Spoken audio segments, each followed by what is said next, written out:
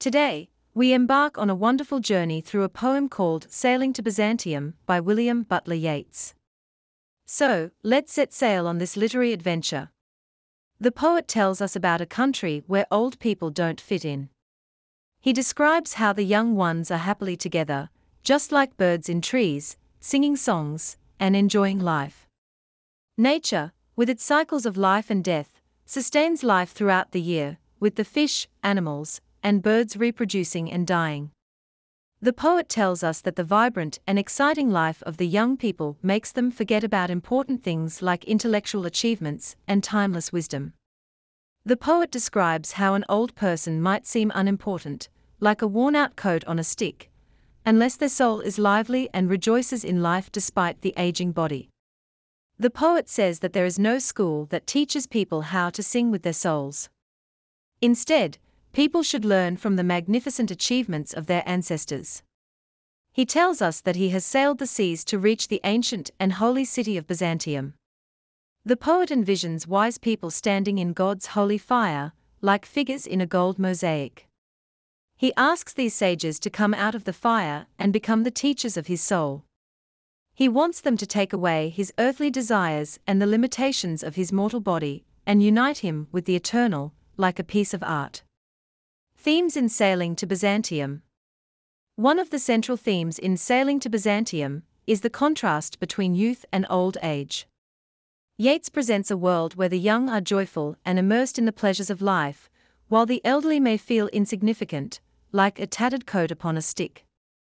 Through this theme, the poem explores the inevitability of aging and the longing for eternal youth and vitality. Yeats also expresses a profound desire for immortality through the theme of art and creativity. He seeks to escape the transient nature of human life and attain permanence through the artifice of eternity in Byzantium. Symbols in Sailing to Byzantium. Byzantium serves as a powerful symbol in the poem. It represents an ancient and mystical city, synonymous with art, culture, and spirituality. Yeats uses Byzantium as a metaphorical destination, a realm where one can find eternal truths and escape the impermanence of the material world. Sages standing in God's holy fire symbolizes enlightened beings or spiritual guides who possess deep wisdom and insight. They stand in God's holy fire, suggesting a state of divine illumination and higher understanding. Yeats looks up to these sages as the carriers of ancient wisdom that can guide his soul to achieve everlasting significance. Literary devices in Sailing to Byzantium.